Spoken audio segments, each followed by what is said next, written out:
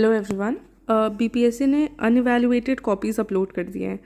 तो अब सवाल आता है कि अभी से लेके रिज़ल्ट तक तो काफ़ी एंग्जाइटी होगी, सबको लग रहा होगा पता नहीं होगा कि नहीं।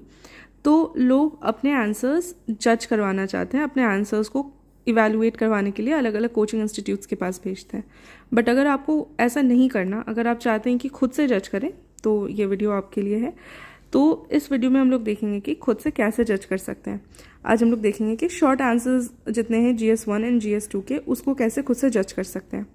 ठीक है, तो सबसे पहले आपको देखना है कि अगर जो भी क्वेश्चन है तो क्या उस क्वेश्चन का कोड डिमांड पूरा हुआ। ठीक है, अगर कोड डिमांड पूरा हुआ तो ये एक बहुत ही बड़ा प्लस पॉइंट है। क्या वैल्यू एडिशन हो पाया, कि मतलब आपने अगर कोई स्टेटमेंट डाला है तो उसके बाद क्या आपने एग्जाम्पल्स दिए हैं, कोई डेटा, कोट, फैक्ट्स, ये सारी चीज़ें डाली है, कोई डायग्राम्स ऐड कर दिए हैं, क्या ये किया है आपने, ये भी एक पॉजिटिव है। फिर क्या मल्टी डिमेंशनल अप्रोच पूरा हुआ, कि ऐसा नहीं कि बस एक ही दृष्टिकोण से देख रहे हैं, अलग अलग तरीक़ों से क्या उस क्वेश्चन को हम देख पा रहे हैं। एंड एक ऑप्शनल होता है चेरी ऑन द टॉप, जिसको कहते हैं कि क्या आपने एक्स्ट्रा डिमेंशंस ऐड करे हैं। ठीक है, तो पहला 3 अगर आपने करा है तो चांसेस हो जाएंगे कि बहुत ही अच्छे मार्क्स मिल जाएं आपको। अगर ये चौथा कर दिया तो आपको एक्सेप्शनल मार्क्स भी मिल सकते हैं। ठीक है, नाउ एग्जाम्पल देख लेते हैं कि जैसे ये 6 मार्क्स का क्वेश्चन है, रविंद्रनाथ टैगोर का कॉन्ट्रीब्यूशन टू इंडियन कल्चर।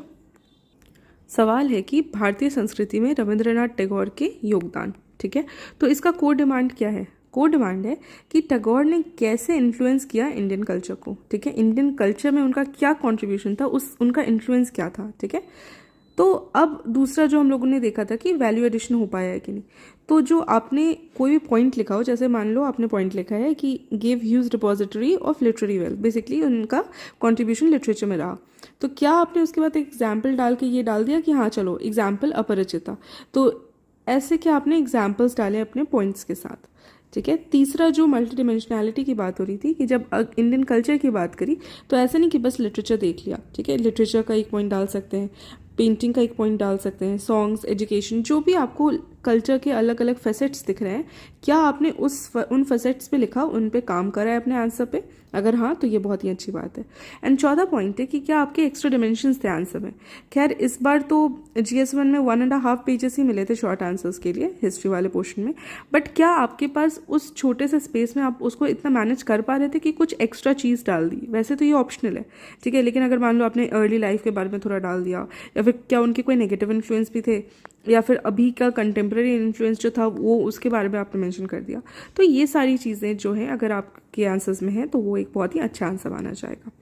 ठीक है, तो में हम लोग देखेंगे कि क्या लॉन्ग आंसर्स को किस तरह से करना है, एंड DI का देख लेंगे कि उसमें अपने आप को किस तरह से आप मार्किंग दे सकते हैं, एंड उसके बाद हम लोग ऐसे का देख लेंगे। ठीक है, do share, like, share and subscribe. आप कमेंट्स में मुझको बताना अगर आपको कोई इसमें प्रॉब्लम हो रही है। अगर आपको मुझको कोई पर्टिकुलर आंसर देना है, सेंड करना है इवैल्यूएशन के लिए, मैं फ्री ऑफ कॉस्ट कर दूंगी। आप मैं कमेंट सेक्शन में पिन कर दूंगी टेलीग्राम चैनल का लिंक, आप उसमें शेयर कर सकते हो और मैं उसको इवैल्यूएट कर दूंगी।